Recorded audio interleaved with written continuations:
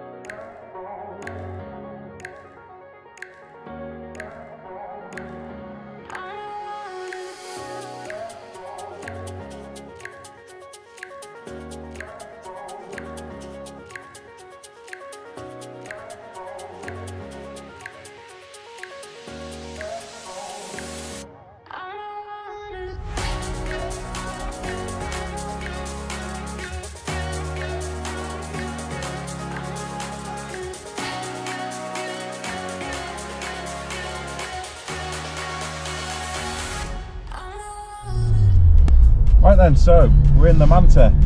Finally. Here we are after all that work. Amazing. Yeah. And, so it's running beautifully. These cars are amazing to drive. If anyone's ever driven one, you'll know what I mean. The handling is perfectly distributed.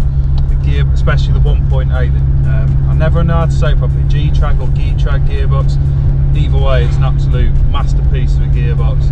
It's just clicks into gear beautifully, no messing about. Looking out over this long bonnet, it's just beautiful, isn't it? it's like the Mustang. So good. And the 1.8 engine pulls so well.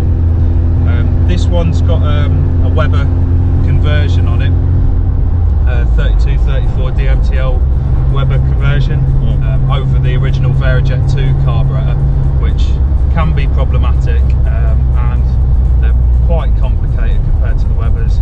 Brakes feel good, mate. Brakes are good. Yeah. Well, they're all new, they should be. Yeah. It's amazing to finally be, after, if you've watched the videos of us before, The earlier ones. finally to be out on the road in this car. It's what it's all about, isn't it? Yeah. You know, I understand people, and I get it, and I'm all for it, looking after cars, putting them in garages, but cars were designed for one thing. Out on the open road. To be driven, and yeah, you know, but it's like a love, isn't it? It's like a work in progress.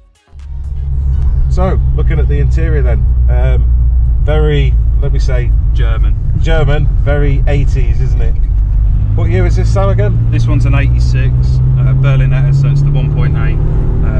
And the Berlinetta was more of a sort of, I'd like to say more of like a luxury sort of model, whereas like the trim levels didn't change that much, more just in appearance.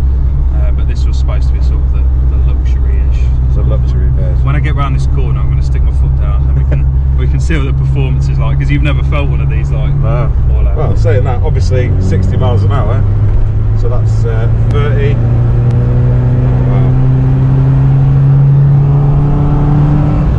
Oh, smooth as well, isn't it? Really smooth.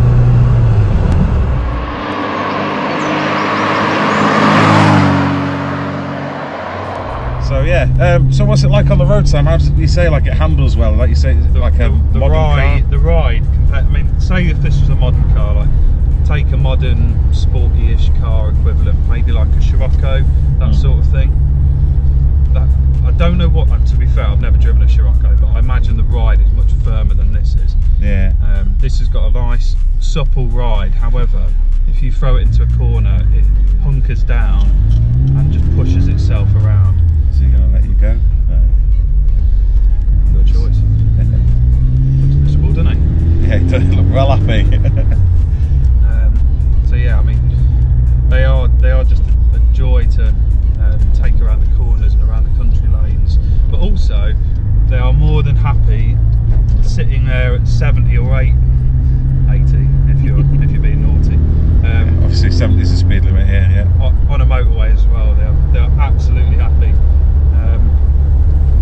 5-speed gearbox as well, so no problems there with your rev range. You've got lots of choice about where you want to go with that. Yeah, it drives like a modern car, however it still feels old. I mean, these have not got power steering. Some people do convert them to power steering. I think there's a conversion you can do with a Corsa B power steering rack, etc. However, it is more than light enough without power steering. It's no problems driving this car. So yeah, maybe occasionally when you're like at a standstill and you're manoeuvring it around a parking lot, it can be a little bit heavy, but it's honestly fine. It really is.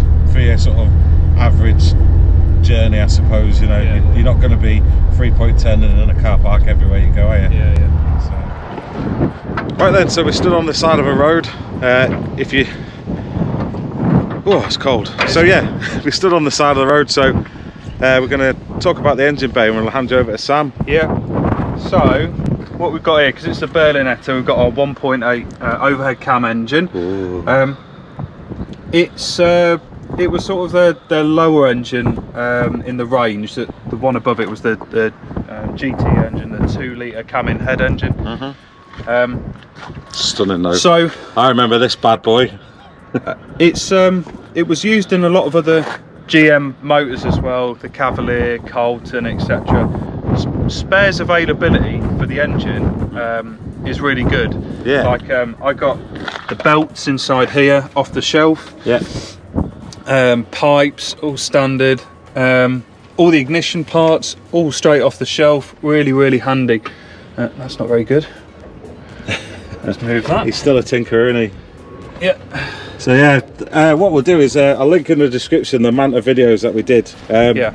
Please excuse us because they were our first attempt at YouTube. Yeah. But you can see all the work we've done on it, and you can see, well, we basically had the engine out, didn't we? Also, please excuse the engine bay in general. This car's had quite a lot of welding work done to it, so all the chassis rails pretty much all the way down have been replaced on both sides, and to do that they had to drop all the engine and running gear, so it's still got some sort of dirt under the bonnet. I've had a quick clean up, but it's got dirt under the bonnet. It's a car, Sam, it'll be fine. From the work done, I know, but I like things to be nice. So these are things I will get around to. I will clean all this up. All in here, I mean, we don't like to see dust and dirt and stuff really, if we can help it. No, it's lovely. We'll come round to this side. But, so I'll tell you what, if you come around this side, I'll just point you out to this new Weber carburetor in there, if you can get under. So that's the new Weber 3234 DMTL. It's a common conversion to this engine. Yeah. Like I was saying earlier, it directly replaces the Varijet 2 carburetor, which can be difficult and problematic to set up. Sweet. And it's got a couple of added benefits. It gives you slightly more miles per gallon, and also a little bit more improved in performance. Beautiful, man. Beautiful. Cheers, Sam. So, how does it feel as a passenger? I'm a big lad, so as you can see, but I've got quite a bit of foot room, leg room, headroom's a bit tight, but again, you know, it's comfortable. I wouldn't say 5 or 6 hours on a long journey comfortable, but you know, it's comfy, it's nice. But the thing is, we were saying this before with the MG, if you remember that review, older cars seem to be a lot tighter, didn't they? Yeah. This one, they were just smaller in general. Yeah. I mean, I guarantee you put this next to a new Mini and it'd be equal in size, if not the Mini, slightly bigger. Yeah, that would do. Right then, so this is my view from the driver's point of view. The dashboard's really clearly laid out. We've got our speed indicator and our tachometer on the right. Moving over to the left, temperature, the fuel level. We've got our voltmeter up in the top left hand corner, and oil pressure. The wheel, it's nice to hold. It feels modern again, but it's still super 80s with all this sort of checkered pattern going on here. Over on the right, we've got our heat controls, so whether you can put it up onto the windscreen or down for interior, and over on the left we've got our hot and cold, which at the moment doesn't work, however I'm on it. And down here we've got our fan controls as well. Again, it sort of works, but I've got a new one ready to go in. Now one important thing with fitting that Weber 3234 is you can do a manual choke conversion, which I've got down here, and that makes it really easy to start in the mornings. No messing about with automatic chokes or anything like that. It does away with everything, so it's really a really good mod to have. And if you actually take this panel off, there's like an insert that you can cut out of it. It's almost like it's designed for it, and it looks pretty stock, I think, which is cool. Over here then, rear window demister, our lights and fog lights, and then the rest of it's really what you've already seen. Our radio, nice little quartz clock down here which does work, and our vents. These are pretty cool as well. You find these in modern cars like Fiestas, and my Mustang's not too far off them. Yeah. So the idea has been around for a long time, obviously, and to be honest, this was probably copied from something earlier as well. And most importantly, for an 80s car, we've got our cassette holders as well. Cool. Right, I'll hand you back. Thanks. Cheers, Sam Camp. Yeah, but the thing is, it's a work in progress. It's finally running, so we wanted to get it out. Want people to see it. You know, we're not the best mechanics. Well, I'm certainly not the best mechanic in the world, but it just goes to show. I don't think it's come off too badly, to be fair. It drives very nicely. It just goes to show, you know, you put a little bit of time into it, you can do it yourself. You don't have to spend thousands getting it to a garage and all that. You can do it yourself. Although it does depend if you've got the space to do it. But like Lee's just said, we did do this all in a garage. Genuinely, we did it all in a garage. So whilst it can be tight, especially doing things like exhaust, which was a nightmare, it is possible. You just got to have a bit of patience and plan how you're doing things as well. Sweet.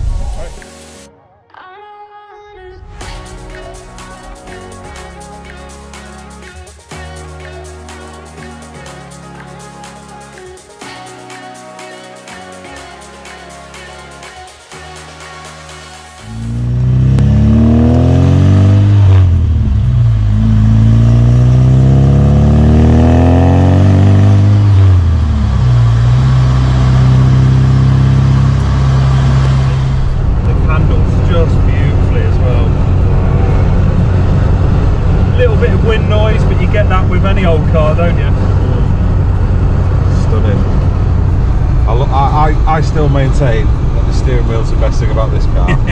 It looks phenomenal, and I've only drove this once before this car, just around the block, and the gearbox, I was purely blown away by it. It's a beautiful gearbox. Yeah, it's stunning. Oh, my camera stayed on at least. Yeah? Yeah. Bonus. Happy days.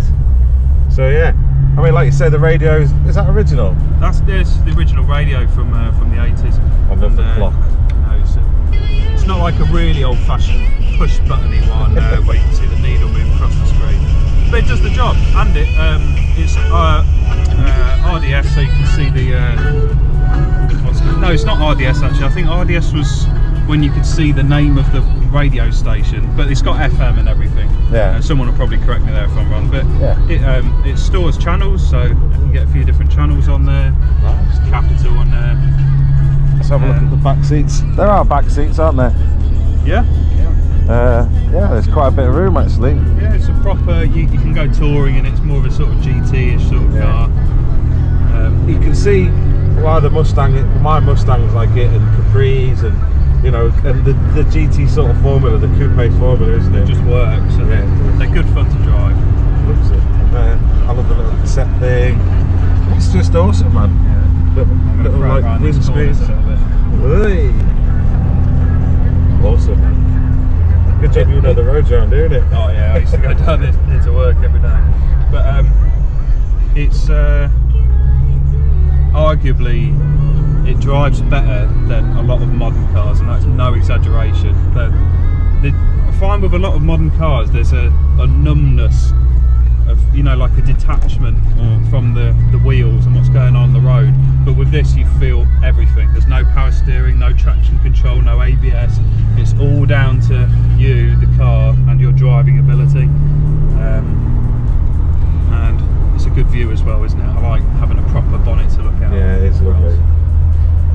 It's really, really nice. Cracking.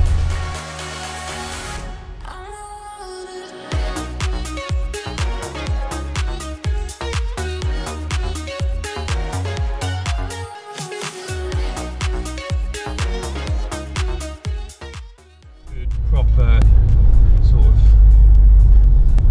it's not a great PC in this day and age, but it was a man-sized car, wasn't it? Yeah, a bigger car. And it was a proper bloke's car, really. Yeah.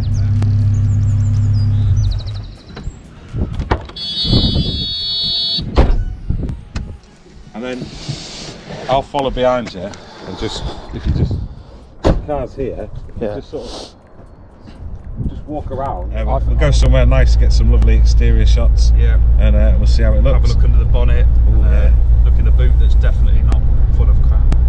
Yeah, but